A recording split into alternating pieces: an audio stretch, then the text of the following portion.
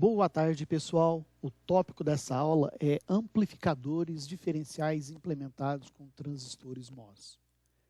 Esse material corresponde ao capítulo 8 do nosso livro. Para esse capítulo, a gente precisa de já conhecer análise de circuitos, análise AC de circuito com transistores MOS, amplificadores integrados em MOS, que seriam os amplificadores fonte comum, gate comum, dreno comum, espelhos de corrente MOS e carga ativa e cascode. E nesse material a gente vai ver o par diferencial e o amplificador diferencial. Então, aqui tem as principais equações.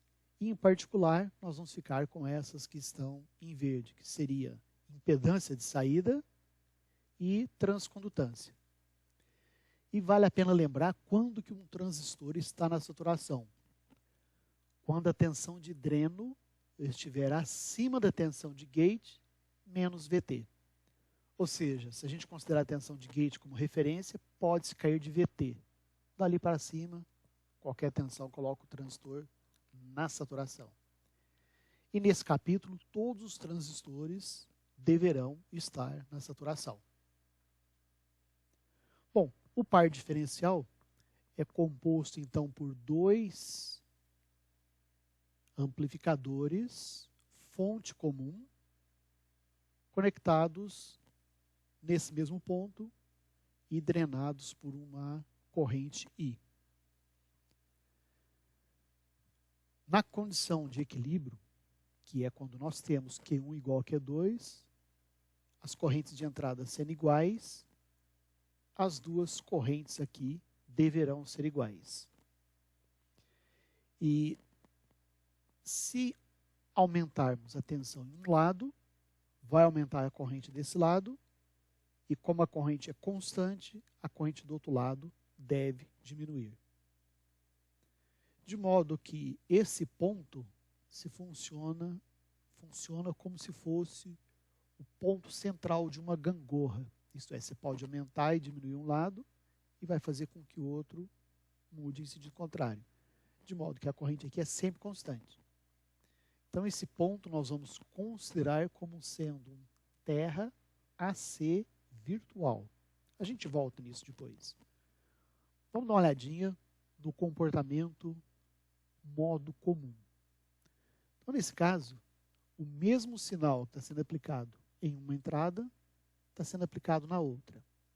Então, de novo, em a condição de equilíbrio, como as resistências são iguais e os transistores são iguais, as duas correntes são iguais e correspondem à metade desta corrente.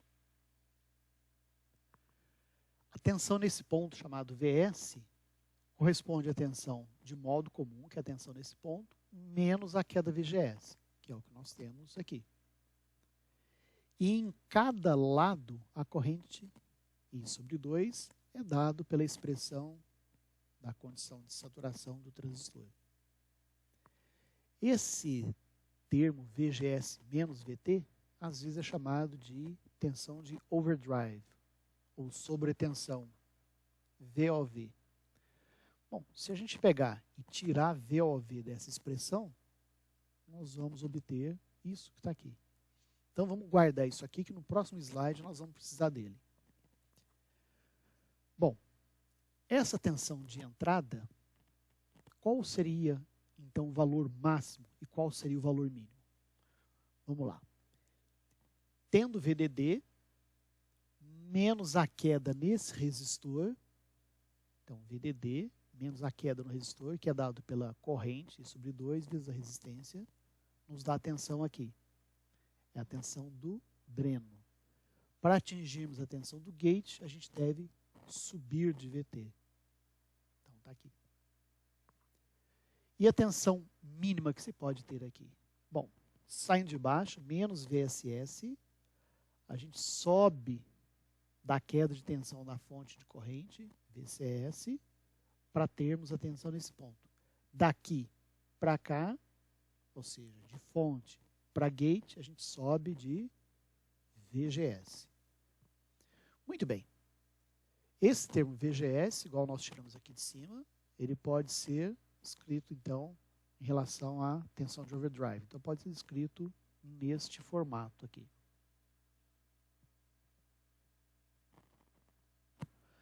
Vamos ver agora no modo diferencial. Na verdade, vamos ver os extremos. Vamos supor que uma das entradas esteja aterrada. E a gente mude, aumente essa tensão até que toda a corrente passe pelo lado de cá. Se toda a corrente passa pelo lado de cá, significa que o lado de cá não tem nada, a corrente aqui é zero. Então, seria essa a condição. Então, para o lado de cá, nós usamos a expressão de corrente do transistor na condição de saturação. E, tirando VGS dessa expressão, resulta nisso que está aqui. Mas lembrando da página anterior, isso que está em vermelho aqui corresponde à tensão de overdrive. Então, a gente pode reescrever essa expressão como sendo VT mais raiz de 2 vezes overdrive. Em outras palavras, a tensão nesse ponto, para que toda a corrente flua no transistor Q1, ela está a raiz de 2 overdrive acima de VT. E, naturalmente, se a gente quiser que toda a corrente flua pelo transistor 2, a tensão de K deve estar abaixo dessa. No valor, então, agora de menos raiz de 2 vezes overdrive. Vamos ver a operação do par diferencial que está aqui, considerando tanto os sinais AC quanto DC, ou seja, os sinais sobrepostos.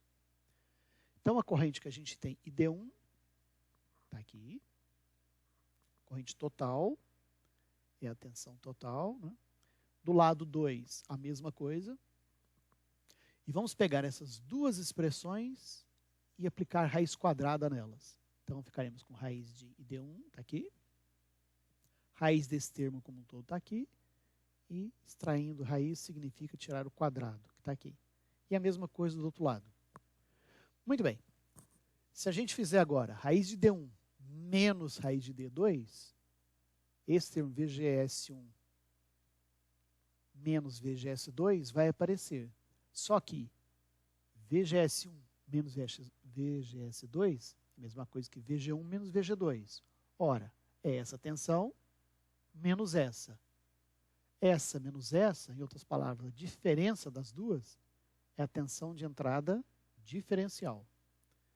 Então, essa raiz menos essa raiz vai resultar nisso, vezes a tensão diferencial, que seria VGS1 menos VGS2. Nós temos aqui, então, uma equação e duas incógnitas. É um problema. A gente pode ver a outra equação, que seria, então, ID1 mais ID2 igual a I. Está aqui. Agora sim, nós temos duas equações e duas incógnitas. Resolvendo, então, nós temos essa expressão. A diferença de ID1 para ID2 é que numa delas nós temos o mais e na outra nós temos o menos. Que, na verdade, vai depender dos sinais VG1 e VG2. Muito bem. Observe que isso que está marcado em azul corresponde a parâmetro de fabricação do transistor, dimensão física e parâmetro de processo. Ora, se a gente vier nessa equação do transistor, a gente pode tirar o K'N W sobre L em função dos demais termos. Inclusive está faltando um quadrado aqui. Muito bem, esse K'W sobre L, a gente substitui aqui. E ao substituir, a expressão simplifica para esse formato que está aqui. Agora vamos fazer a seguinte consideração. Quando se faz a amplificação de um sinal AC, normalmente esse sinal AC é bem menor do que o sinal DC. Ou seja, o sinalzinho AC, que está aqui, dividido por 2, é menor do que o sinal DC que está aqui. Ou seja, essa razão aqui vai ser muito pequena, que elevado ao quadrado vai se tornar menor ainda. 1 menos esse valor fica próximo de 1. E na hora que a gente extrai a raiz, fica mais próximo de 1 ainda. Então, essa expressão pode ser simplificada, sem constrangimento, para essa expressão que está aqui. Muito bem. Se a gente colocar na forma de gráfico, a gente vai ver que existe a corrente I sobre 2, mais essa parcela. Então, no gráfico, a gente tem, à medida que uma diminui, a outra aumenta. E no meio, as duas estão com 50%.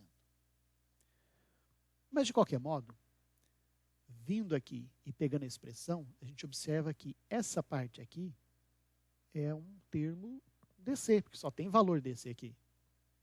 Consequentemente, essa parte aqui é a parte AC.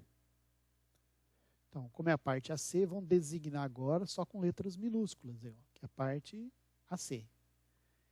E D1 seria isso que está aqui, I sobre VGS menos VT, vezes VID sobre 2. Tá. Vamos lembrar o seguinte. Corrente D é GM vezes a tensão de entrada. Ora, comparando essas duas expressões, a gente tem o quê? Que isto daqui, então, é o GM, como está aqui embaixo. O GM vai ser I sobre VGS menos VT. Só de curiosidade, comparem essa expressão de GM lá com a expressão de GM que nós usamos no fonte comum, no dreno comum e no gate comum. Vocês vão ver que tem um númerozinho do lado aqui. Então, fica como tarefa para descobrir o que é esse númerozinho que aparece lá. Mas, voltando aqui, vamos juntar esses valores que nós já sabemos, essas informações que nós já sabemos. GM, da expressão anterior, da página anterior. E vamos ver o seguinte, ID1 seria GM desse transistor vezes a tensão que é aplicada aqui. A tensão que é aplicada aqui é metade da diferença dos dois lados. Então, ID1 é menos GM vezes VID sobre 2. O GM está aqui, então é fácil obter. Beleza. E a tensão de saída, VD1 ou VO1, em termos AC, seria menos GM vezes VID, ou seja, a corrente que circula por aqui vezes a resistência. Então, isto daqui, que é a corrente que circula, vezes a resistência. Podemos observar que se a gente fizer VO1, que é a tensão de saída, dividido por VID, que é a tensão de entrada, nos dá a expressão de ganho. Então, o ganho diferencial seria a diferença das duas saídas pela entrada. Ou seja, substituindo o que nós temos aqui, seria então GM vezes RID.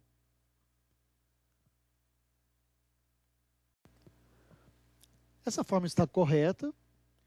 Entretanto, existe uma outra maneira de chegar nesse mesmo resultado, que seria o chamado de meio-circuito. Antes de ver o meio-circuito, vamos lembrar que a corrente D1 mais a corrente D2 seria sempre igual a I. Ou seja, se eu aumento VG1 e diminuo VG2, significa que a corrente desse lado, do lado 1 aumenta e a corrente do lado 2 diminui. Se por outro lado eu diminuir VG1 e aumentar VG2, significa que a corrente do lado 1 vai diminuir e do lado 2 vai aumentar. Em outras palavras, esse ponto aqui está sempre estável. Ele é um terra AC virtual. Essa condição de ser virtual facilita em algumas análises. Por exemplo, vamos analisar agora só o lado de cá, só o meio circuito de cá, que seria o que está aqui. Isso é fácil reconhecer. Nós temos aqui, então, um amplificador fonte comum. E essas expressões já obtidas são válidas da mesma forma aqui. Ou, inclusive, poderiam ser obtidas diretamente aqui. Bom, essas expressões, quer sejam obtidas aqui ou nesse circuito, Está faltando considerar uma coisinha. Está faltando considerar a expressão de resistência de saída no ganho. Tá? Não foi colocado antes, apenas para a gente manter a análise simples. Bom, esse conceito de meio circuito, a gente pode utilizar quando tivermos essa situação em que as resistências foram substituídas por transistores, como cargas ativas. Então, da mesma forma, do lado de cá e do lado de cá eu tenho dois meio circuito. Então, por exemplo, no caso do lado esquerdo aqui, o meio circuito seria formado por esses dois transistores. E, naturalmente, a expressão de ganho é o que está aqui. Da mesma forma, a gente poderia ter também cascode. E se tivesse cascode, o meio circuito seria o que está aqui. Ou seja, em termos AC, esse ponto é aterrado, que é o que está aqui. E a expressão de ganho seria dado, então, por GM vezes ROP em paralelo com RON, onde que RON é a resistência para o lado de baixo e ROP é a resistência para o lado de cima.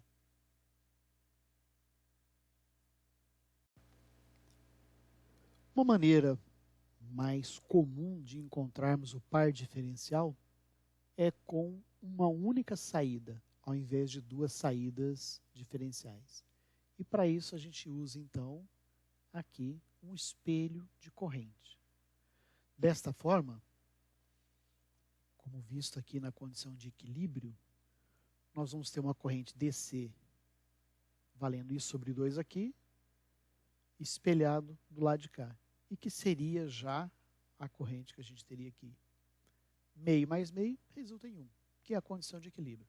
Então esse transistor estaria drenando I sobre 2, e através do espelho Q3, Q4, Q4 estaria injetando I sobre 2, de modo que a diferença de corrente seja zero, seja nulo. Isso para DC. Bom, antes da gente passar para AC, vamos lembrar que, de novo, esse ponto aqui é um terra AC virtual. Então, o circuito teria esse formatão aqui.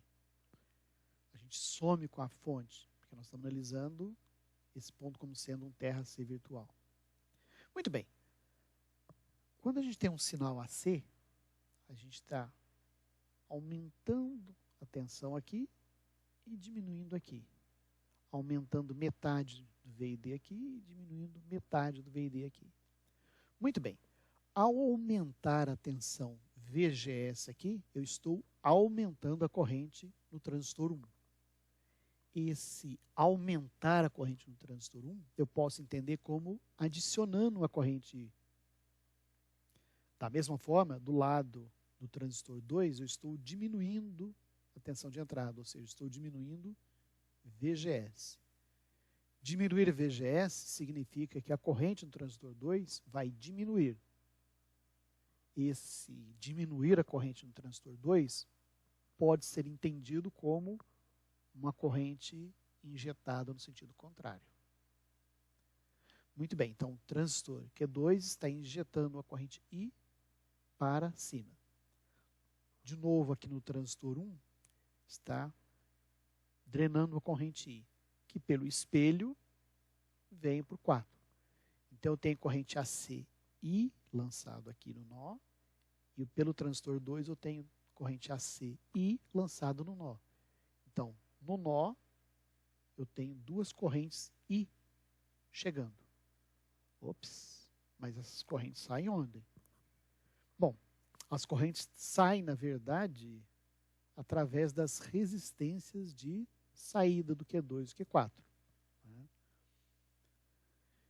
Então, significa que a tensão que eu vou ter aqui na saída é a soma das correntes vezes o paralelo das resistências, V igual a RI. Esse I equivale ao quê? Ué, o que a gente já viu antes, que é o GM vezes o VD sobre 2. Então, substituindo I nessa expressão, vai ficar uma expressão tendo VO e VID. Mas espera aí, VO por VID é ganho. Ganho, então, seria GM vezes o paralelo de R2 com R4. Ó, eu estou colocando isso aqui em vermelho, que nós vamos precisar disso aqui em alguns slides ali para frente. Então, vamos guardar isso aqui. Tá bem?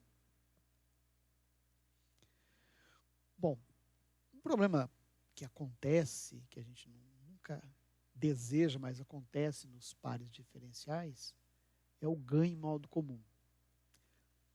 Para entender esse ganho em modo comum, vou pegar o amplificador e desenhar ele um pouquinho diferente, ressaltando aqui, então, as resistências de saída.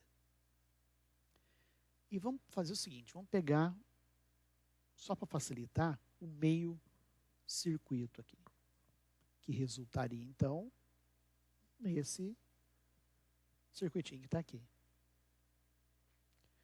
Bom, para a gente poder dar continuidade, vamos observar o seguinte, voltando aqui. Eu estou aplicando a tensão modo comum, ou seja, a mesma tensão nessa entrada e nessa entrada. O que eu estou aplicando nessa entrada vai passar por Q3, que vai espelhar em Q4 e que vai compor junto com Q2. Então, nós temos esse percurso aqui para analisar. Então, vamos analisar o lado do Q1. Primeira coisa que a gente vai ter que analisar aqui no lado dele é o GM dessa estrutura. E depois a resistência também dessa estrutura. Então, para isso, vamos pegar só o transistor Q1, com a resistência de 2RS para a fonte. Só para lembrar, de onde que veio isso? Ó, R2, que divide em duas, porque virou meio circuito. Afinal de contas, se eu colocar essas duas em paralelo, ou seja, quando eu curto-circuito esses dois pontos aqui, essas duas ficam em paralelo, o valor fica RSS. Então, na análise do meio circuito, eu vou usar só 2 RSS. E lembrando, vamos analisar agora só para o transistor 1. Então, o circuito está aqui. Transistor 1, a resistência dele, 2 RSS. Tá certo? Muito bem. Muito bem. Vamos pegar, então, o modelo mais simplificado. Vamos colocar no lugar transistor Q1 o seu modelo T. Bom, observem aqui que R01 está conectado nesse ponto, que é o ponto fonte, até o terra. Ora, então R01 está em paralelo com com 2 RSS.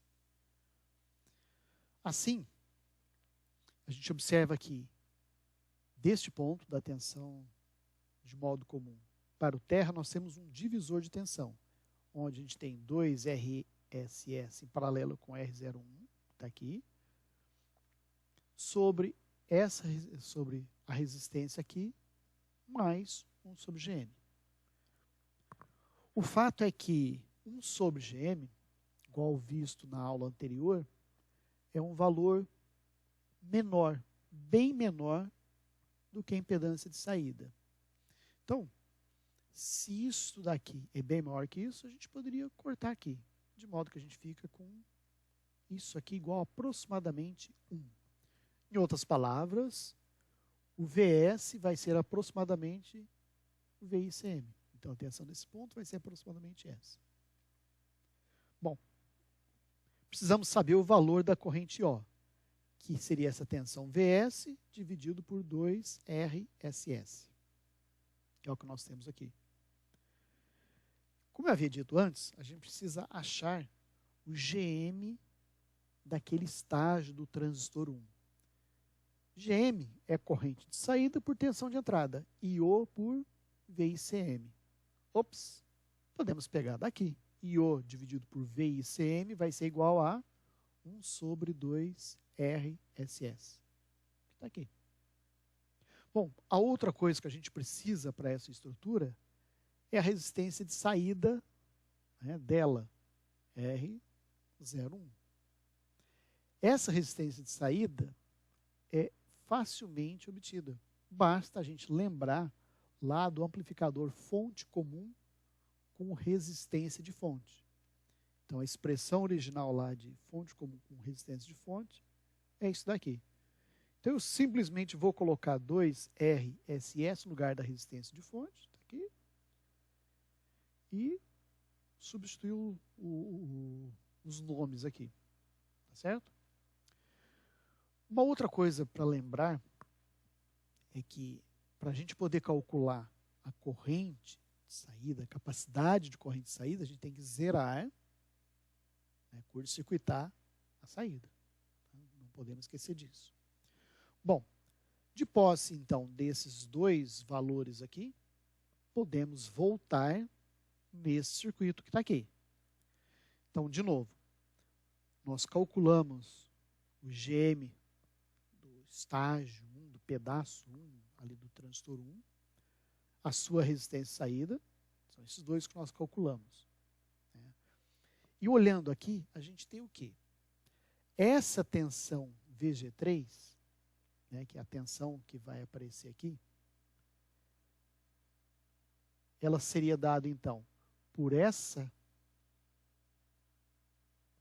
corrente, que está aqui, GMCM, vezes ICM, que está aqui, vezes as resistências que estão no nó, que seria esta resistência aqui para o terra, essa resistência daqui para o terra, e a própria resistência 1 sobre GM. Todas estão aqui. Muito bem, isso é para a gente obter a tensão VG3. A corrente do transistor 4 seria VGS, aqui, VGS4, que é o próprio VGS3, vezes o GM do transistor, né? Então, ali a corrente é o GM do transistor vezes o VGS. Espera aí, quanto vale VGS? 3 é o próprio VGS3, que está aqui. Então, essa expressão entra aqui. Então, I4 seria tudo isso daqui. Agora, veja aqui. Nesse nó que está aqui, nós temos, saindo do nó, essa corrente, GMC e CM, que está aqui. Temos também a corrente 4 saindo, que é o que nós acabamos de calcular, está aqui. E temos do nó para o terra, resistência. E temos do nó para o terra, resistência. Tensão por resistência nos dá a corrente. Então, a somatória de todas as correntes neste nó tem que ser igual a zero. Dessa forma, se a gente pegar essa expressão que está aqui, né, onde o I4 vem daqui, e obtermos o valor de VO, nós vamos chegar nessa expressão longa que está aqui. Bom, vamos pegar essa expressão longa de novo e dar uma olhadinha nela. R02, que está aqui, computa aquela resistência da fonte de corrente, aquele 2RSS. E aquela resistência é bem maior do que R04, assim como R01 bem maior que R03. E o próprio GM4 é igual ao GM3, porque os transistores são iguais. Quer dizer, com isso aqui, essa expressão simplifica para essa expressão que está aqui. Bom, GM3 vezes R03 vai dar alguma coisa bem maior que 1. Ó, só para a gente entender.